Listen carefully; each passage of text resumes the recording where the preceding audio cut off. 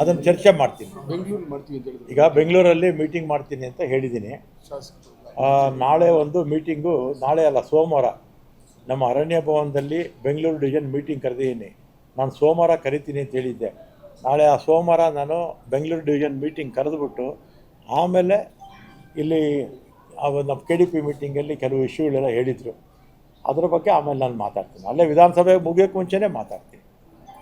ಆಮೇಲೆ ನಮ್ಮ ಅಧಿಕಾರಿಗಳಿಗೂ ಸ್ಪಷ್ಟವಾಗಿ ಸೂಚನೆ ಕೊಡಿ, ಜಾಯಿಂಟ್ ಸರ್ವೆ ಮಾಡಿ ಪಕ್ಕ ಫಾರೆಸ್ಟ್ ಜಮೀನನ್ನು ಆಗಿದ್ರೆ ಮಾತ್ರ ತಗೊಳ್ಳಿ ಅಂತ ಹೇಳಿದ್ದೀನಿ. ಏಕಾಏಕಿ ತಗೊಳ್ಳೋದು ಬೇಡ, ಸರ್ವೆ ಮಾಡಿ ಖಾಸಗಿಯವರಾದರೆ ಖಾಸಗಿಯವ್ರು ಇಟ್ಕೊಳ್ಳಿ, ಖಾಸಗಿಯವ್ರದ್ದೆಲ್ಲ ಫಾರೆಸ್ಟ್ ಆದರೆ ನಾವು ತಗೊಳ್ತೀವಿ.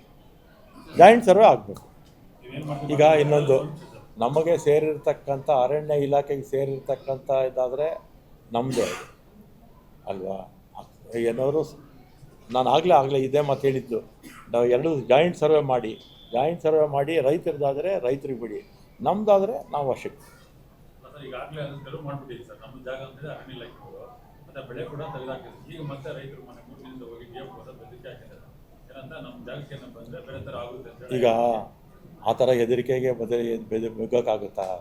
ನಮ್ಮ ಜಾಗ ನಮ್ಮದು, ರೈತರದ್ದಾದರೆ ರೈತರದು. ಅವ್ರು ಹೆದರ್ತಾರೆ ಅಂತೇಳಿ ನಾವು ಹೆದರ್ಕೊಳಕ್ಕಾಗುತ್ತಾ?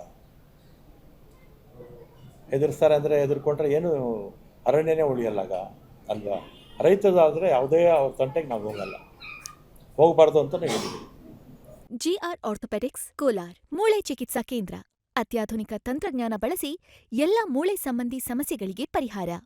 ಜಾಯಿಂಟ್ ರಿಪ್ಲೇಸ್ಮೆಂಟ್, ಸ್ಪೋರ್ಟ್ಸ್ ಸಂಬಂಧಿ ಸಮಸ್ಯೆಗಳು, ಮೂಳೆ ಮುರಿತ, ಸ್ಪೈನ್ ಶಸ್ತ್ರಚಿಕಿತ್ಸೆಗಾಗಿ ನುರಿತ ಮೂಳೆ ತಜ್ಞರನ್ನು ಸಂಪರ್ಕಿಸಲು 7022532255ಕ್ಕೆ ಇಂದೇ ಕರೆ ಮಾಡಿ.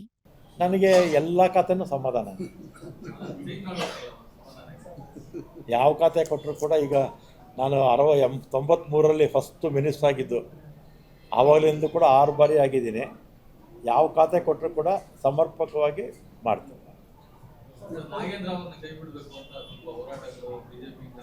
ಈಗ BJPಯವರು ನಾಗೇಂದ್ರ ಅವ್ರ ಬಗ್ಗೆ ಕೇಸ್ ನಡೀತಾ ಇದೆ, ಹೋರಾಟ ಮಾಡ್ತೀವಿ ಅಂತ ಹೇಳ್ತಾ ಇದ್ದಾರೆ. ಈಗ ನಮ್ಮ ಗೃಹ ಮಂತ್ರಿಗಳಿದ್ದಾರಲ್ಲ, ಯಾರು ಅಮಿತ್ ಶಾ ಅವರು, ಅವ್ರನ್ನೊಂದ್ಸಲಿ ಗಡೀಪಾರು ಮಾಡಿದ್ರು, ಜ್ಞಾಪಕ ಇದೆಯಾ? ಗಡೀಪಾರು ಮಾಡಿದ್ರು ಅವರು. ಎನ್ಕೌಂಟರ್ ಕೇಸಲ್ಲಿ ಗಡೀಪಾರು ಮಾಡಿದ್ರು. ಅವರೇ ದೇಶದ ಗೃಹ ಮಂತ್ರಿ ಆಗಿದ್ದಾರೆ. RSS ಬ್ಯಾನ್ ಮಾಡ್ತೀವಿ ಅಂತ ಎಲ್ಲೂ ಹೇಳಿಲ್ಲ. ಈಗ ಇನ್ನೊಂದಪ್ಪ, RSS ನಾನು ಗೃಹ ಮಂತ್ರಿ ಆದಾಗಲಿಂದ ಕೂಡ ಹೇಳ್ತಾ ಇದ್ದೀನಿ, RSS ಅವರೇನು ಸ್ವಾತಂತ್ರ್ಯ ಚಳವಳಿಯಲ್ಲಿ ಏನು ಭಾಗವಹಿಸಿರಲಿಲ್ಲ.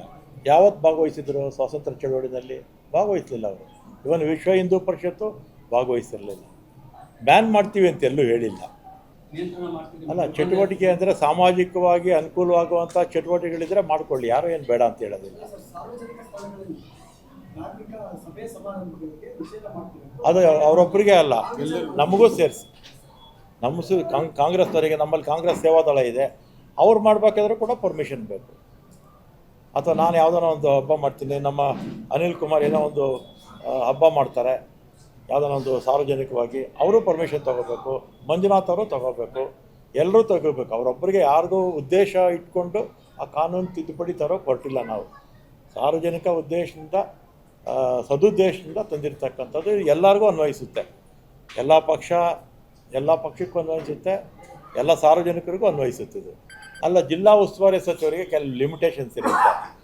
ಏನಾಗುತ್ತೆ, ಕನ್ನಡ ರಾಜ್ಯೋತ್ಸವ ಅಥವಾ ನಮ್ಮ ಇದು ಇಂಡಿಪೆಂಡೆನ್ಸ್ ಡೇ ಮತ್ತು ಗಣರಾಜ್ಯೋತ್ಸವ ಜೊತೆಗೆ KDP ಮೀಟಿಂಗ್ಸ್ ಮಾಡೋದಿರುತ್ತೆ. ಇಂಪಾರ್ಟೆಂಟ್ ಮೀಟಿಂಗ್ಸು ಅಟೆಂಡ್ ಮಾಡ್ತಾರೆ.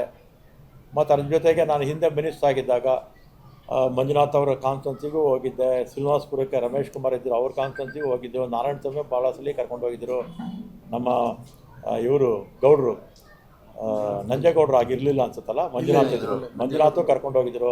ಆ ಸ್ಟೇಡಿಯಂ ಎಲ್ಲ ಹೊಸದಾಗಿ ಕಟ್ಟಿದಾರಲ್ಲ ತೋರಿಸಿದ್ರು. ಮತ್ತು ನಮ್ಮ ಇನ್ಯಾವುದು ತಾಲೂಕುಗಳು ಬರೋದು, KGF, ಅಲ್ಲೂ ಕೂಡ ಹೋಗಿದ್ದೆ.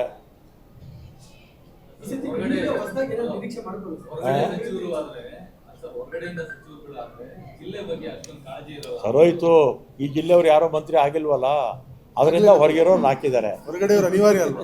ಜಿಲ್ಲಾ ಉಸ್ತುವಾರಿ ಸಚಿವರಾಗಿ ಏನು ಕೆಲಸ ಮಾಡಬೇಕು ಕರೆಕ್ಟಾಗಿ ಮಾಡ್ತಾರೆ. ನಾನು ಹಿಂದೆ ಇದ್ದಾಗ ಮಾಡಿದ್ನೋ ಇಲ್ಲಪ್ಪ. KC ವ್ಯಾಲಿ ಪೂಜೆ ಆಗಿದ್ದು ಇವ್ರ ಕಾಲದಲ್ಲೇ. ಕೆ ಸಿ ವ್ಯಾಲಿ ಪೂಜೆ ಆಗಿದ್ದು ನನ್ನ ಕಾಲದಲ್ಲೇ. ನರಸಾಪುರ ಕೆರೆಯಲ್ಲಿ. ಹಾಂ, ಮೆಡಿಕಲ್ ಕಾಲೇಜು ಅದೇ ನಮ್ಮದು medical college, ring road medical college ಎಲ್ಲ ಆಗಿದೆ, ಜಾಗದೊಂದೇ ಬ್ಯಾಲೆನ್ಸ್ ಇರೋದು ಅಷ್ಟೇ. ಅದು ಹೆಂಗೋ ಮಂತ್ರಿಗಳು ಅವರೇ ಇದ್ದಾರೆ, ಜಿಲ್ಲಾ ಉಸ್ತುವಾರಿಗಳು ಅವರೇ ಇದ್ದಾರೆ, ಖಂಡಿತ ಅದು ಮಾಡ್ಕೊಳ್ತೀವಿ. APMC ಮಾಡ್ತೀವಿ. ರಿಂಗ್ ರೋಡ್ಗೆ DPR ಆಗ್ತದೆ, DPR ಕಂಪ್ಲೀಟ್ ಆಗಿಲ್ಲ, ಇನ್ನು DPR ಕಂಪ್ಲೀಟ್ ಆದರೆ ಸಬ್ಮಿಟ್ ಮಾಡ್ತೀವಿ.